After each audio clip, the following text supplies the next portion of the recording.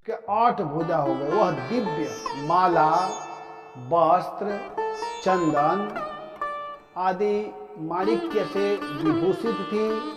उसके हाथ में धनुष, त्रिशूल, बाण, तलवार, शंख, चक्र, गदा, ये 8 आयुध थे। सिद्ध, चारण, गंधर्व, अप्सरा, किन्नर और नागर बहुत सी भेंट की सामग्रियां समर्पित कर उसकी स्तुति कर रहे थे। उस समय देवी ने कंस से यह कहा। उस समय देवी क्या बोलती है? कहती है कि किम मया हतया मंदः जातः खलु तवांतकृत यत्र क्व वा पूर्व शत्रु मा हिंसी कृपणान वृथा इति प्रभास्य तम देवी माया भगवती भुवि बहुनामा निकेतेषु बहुनामा बभूवः। रे मूर्ख, अरे दुष्ट, मुझे मारने से तुझे क्या मिलेगा? तेरे पूर्व जन्म का शत्रु तुझे मारने के लिए किसी स्थान पर पैदा हो चुका है। अब तू व्यर्थ निर्दोष बालकों की हत्या न किया कर। कंस से इस प्रकार कह करके भगवती जोग माया वहां से अंतर्धान हो गई। जोग माया बोलती, अरे दुष्ट, तुम मुझे मारना चाहते हो? तुमको मारने वाला और कहीं जन्म ले चुका है। और इस तरह की बात देवी ने बोली। पृथ्वी के अनेक स्थानों में विभिन्न नामों से वह प्रसिद्ध हो गई। पहले ही आप लोग सुने कि उसके 14 नाम है। दुर्गेति, भद्रकालेति, विजया, वैष्णवेति च, ये सब नाम हैं उनके। तो वह देवी वहां से अंतर्हित हो गई और इस संसार में 14 जगह पर अन्य अन्य जगहों पर अन्य अन्य नामों से प्रसिद्ध हुई और उनकी पूजा प्रारंभ हुई। देवकी की यह बात सुन करके कंस को असीम आश्चर्य हुआ।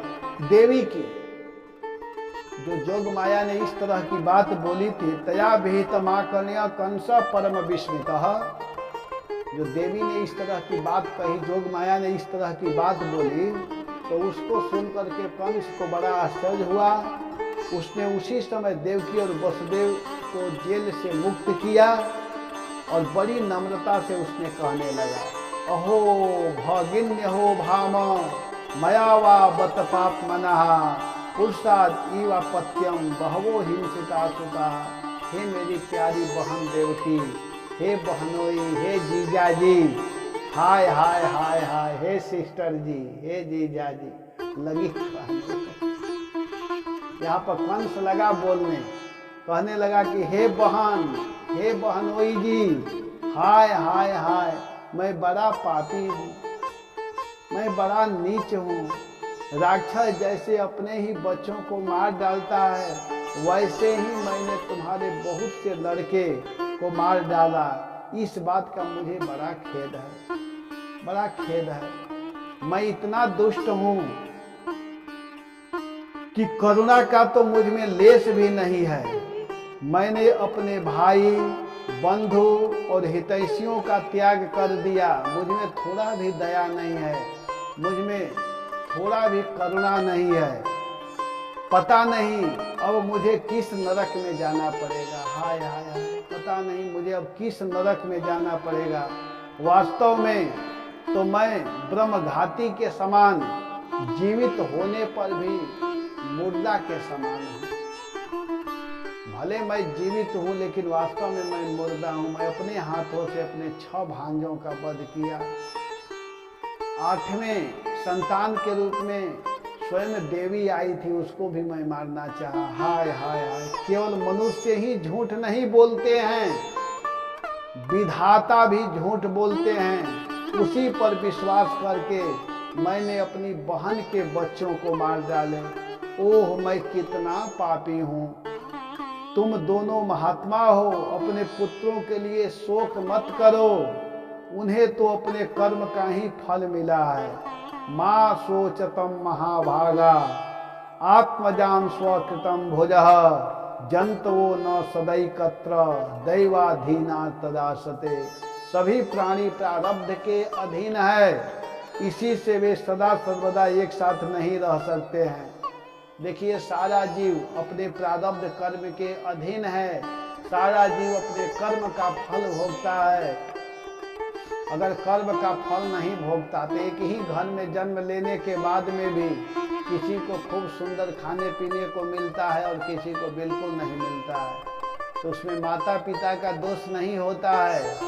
काहू न काहू के सुख दुख कर दाता, निज कृत कर्म भोग सब गाता। सभी जीव अपने कर्म के फल को भोगते हैं। जैसे मिट्टी के बने हुए पदार्थ बनते और बिगड़ते रहते हैं, परंतु मिट्टी में कोई अदल बदल नहीं होती, वैसे ही शरीर तो बनना बिगड़ना होता है, परंतु आत्मा पर इसका कोई प्रभाव नहीं पड़ता है। शरीर कभी ब्राह्मण के घर में आएगा, कभी पशु के घर में जाएगा, कभी सर्प बिच्छू के रूप में बनेगा, लेकिन आत्मा का इससे कोई अंतर नहीं पड़ता है।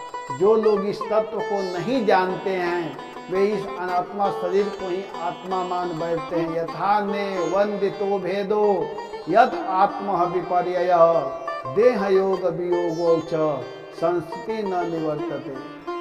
हे देवी, हे मेरी प्यारी बहन, यद्यपि मैंने तुम्हारे पुत्रों को मार डाला है, फिर भी तुम उनके लिए शोक न करो, क्योंकि सभी प्राणियों को विवश होकर के अपने कर्मों का फल भोगना पड़ता है। अपने स्वरूप को न जानने के कारण जीव जब तक यह मानता रहता है कि मैं मरने वाला हूँ या मारा जाता हूँ, तब तक शरीर के जन्म और मृत्यु का अभिमान करने वाला वह अज्ञानी बाध्य और बाधक भाव को प्राप्त होता है। अर्थात वह दूसरे को दुख देता है और स्वयं दुख भोगता है। मेरी यह दुष्टता तुम दोनों क्षमा करो, क्योंकि तुम बड़े ही साधु स्वभाव के और दीन के रक्षक हो। ऐसा कह करके कंस क्या किया कि अपनी बहन देवकी और वसुदेव के चरण को पकड़ लिया। इतना कह करके कंस अपने देवकी और बहनोई के चरण को पकड़ लिया, और पकड़ करके जब रोने लगा तो वास्तव में देवकी और वसुदेव जी साधु हैं, तो साधु स्वभाव होने के कारण साधु महात्मा ये नहीं देखते हैं कि अमुक व्यक्ति ने कितना गलती किया है, उसके अच्छाई को देखते हैं। और ये सब गुण भगवान से आता है, क्योंकि भगवान को कोई कुछ भी कहे उसको ध्यान नहीं देते हैं, लेकिन कोई एक बार भी भगवान को प्रणाम कर देता है, भगवान के चरणों में जा करके झुक जाता है, तो भगवान सारे अपराध को भूल जाते हैं। रहती न प्रभु चित्त चूक की।